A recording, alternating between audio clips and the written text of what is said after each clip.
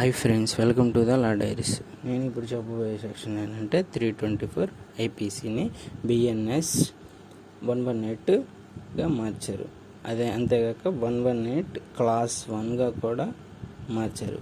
ఈ సెక్షన్ ప్రకారం మీకు ఇప్పుడు ఎవరైనా పొడుచుడు కానీ, లేకపోతే మీకు పోయటం కానీ, లేకపోతే తుపాకును వాడటం కానీ, లేక అలాంటి చిన్న చిన్న మారదాన్ని వాడి చిన్న దెబ్బలు రిలేట్ చేయటం, ఏదైనా రాడ్ తీసుకొని కొట్టడం, లేక సంథింగ్ మంటల ద్వారా కానీ, లేక వేడి గాలు సంథింగ్ వేడి మంటలు కలిగేటట్టు చేసి మీకు దెబ్బలు చిన్న గాయాలు తగిలేటట్టు చేయటం, మీ స్కిన్కి సంథింగ్ ప్రాబ్లమ్స్ గాయాలు తగిలేటట్టు చేయటం, అదేవిధంగా మీ మీద జంతువులను విసిగలపడం కానీ, అంటే వాటిని కలిపి మీ మీద దాడి చేసేటట్టు చేయటం కానీ, లేకపోతే ఏ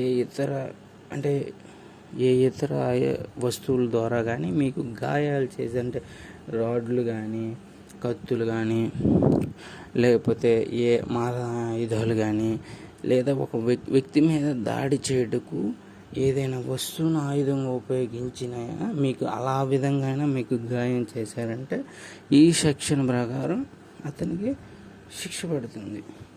ఇంకా ఏమిటి అంటే ఈ సెక్షన్ ప్రకారం ఆ వ్యక్తి కావాలని ఉద్దేశపూర్వకంగా చిన్న గాయాలు, అంటే లైక్ కరెంటు షాకు ఇచ్చి మీ శరీర భాగాలను ఒక పార్ట్ పని చేయకుండా ఉండటం కానీ, లేక ఇంకేదన్నా విష పదార్థాలు ఇచ్చి ఆ విష పదార్థాల ద్వారా మీ బాడీలోకి వెళ్ళి మీ కొన్ని అవయవాలు పార్ట్లు పని చేయకుండా చేయటం కానీ, ఇతర కారణాలైనా అవ్వచ్చు. అంటే వాళ్ళ ఇంటెన్షన్ ఏంది, మీకు చిన్న గాయాలు తగలాలి, అంటే వాళ్ళు చేసే పనుల ద్వారా మీకు గాయాలు తగలాలి. ఇట్లాంటివి చేయటం వల్ల ఈ 324 ఐపీసీని బిఎన్ఎస్ 118గా మార్చారు కదా, అండ్ 118 క్లాస్ 1గా మార్చారు బిఎన్ఎస్. ఈ సెక్షన్ ప్రకారం అతనికి 3 సంవత్సరం జైలు శిక్ష అండ్ జరిమానా కూడా విధిస్తారు.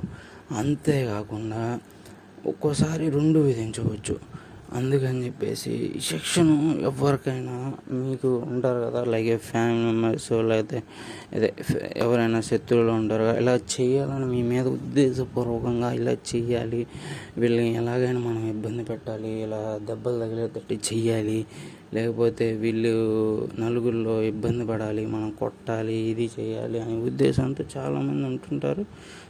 లేకపోతే మంచిదే, కాకపోతే ఏంటంటే ఉంటుంటారు. కాబట్టి వాళ్ళ నుంచి మీరు మిమ్మల్ని రక్షించుకొని, ఒకవేళ మీకు కొట్టిన తర్వాత మీరు వాళ్ళకి పనిష్మెంట్ ఇవ్వాలని మీరు సొంతగా చేయకుండా ఈ సెక్షన్ ద్వారా ఉపయోగించుకొని మీరు కేసు పెట్టడం కానీ, లేకపోతే ప్రైవేట్గా లాయర్ని కలిసి కోర్టులో డైరెక్ట్ కేసు వేయటం కానీ మీరు ఏదైనా చేయొచ్చు. ఇలా చేయడం వల్ల ఏంటంటే చట్ట ప్రకారం వాళ్ళకి శిక్ష పడేటట్టు జరిగిద్ది, అండ్ మీకు నష్టపరిహారం కూడా రావచ్చు, కన్ఫామ్ వస్తుంది. అందుకని చెప్పేసి మీరేం చేస్తారంటే, ఇట్లా జరిగినప్పుడు ఎమ్మటనే పోలీస్ స్టేషన్కి వెళ్ళండి, కంప్లైంట్ ఇవ్వండి. వాళ్ళు యాక్షన్ ఎమ్మటనే ఎఫ్ఐఆర్ ఫైల్ చేయకుండా ఉంటాం కానీ, లేకపోతే వాళ్ళు చర్యలు తొందరగా తీసుకోపోవడం, మీకేమన్నా ఆలస్యమైనట్టు అనిపిస్తే, ఒకవేళ కోర్టుకు పంపడం అనిపిస్తే మీరు ఎమ్మటనే వెళ్ళిపోవచ్చు. ఎమ్మటనే కోర్టుకి వెళ్ళేసి లాయర్ని కలిసి ముందుగా లాయర్ దగ్గర కేసు ఫైల్ చేయించి, అండ్ ఎవిడెన్స్ అవి ఉంటాయి కదా, అవన్నీ ఇచ్చేసి మీరు ఎమ్మటనే కేసు ఫైల్ చేసుకోవచ్చు. అప్పుడు మీకు ఎటువంటి ఇబ్బంది ఉండదు. ఇప్పుడు విషయం ఏంటంటే, మీరు అలా కేసు ఫైల్ చేస్తే కన్ఫామ్ మీకు న్యాయంగానే జరుగుతుంది. ఎందుకంటే మీరు సాక్ష్యాలు అవన్నీ ప్రొడ్యూస్ చేస్తారు కాబట్టి కోర్టులో మీకు ఇబ్బంది లేకుండా తగిన నష్టపరిహారం, మీకు ఎవరైతే దాడి చేస్తారో వాళ్ళకి తగిన శిక్ష పడుతుంది, అండ్ మీకు ఇబ్బంది ఉండదు. దీనివల్ల ఏంటంటే మీకు చాలా ఫేవర్గా ఉంటుంది, ఇబ్బంది ఉండదు. దీనివల్ల మీకు మళ్ళీ మంచి జరిగిద్ది, అండ్ అతనికి శిక్ష పడిద్ది. ఇప్పుడు నేను చెప్పేది ఏంటంటే, ఈ సెక్షన్ ఎవరైనా మనల్ని ఇబ్బంది పెట్టినా మనకు గాయాలు కలిగేటట్టు చేస్తే చిన్న చిన్న గాయాలు మన మీద కష్ట పెట్టుకొని వాళ్ళకి తగిన పనిష్మెంట్ జరిగేలా ఈ సెక్షన్ మనల్ని కాపాడుతుంది. This is law diaries.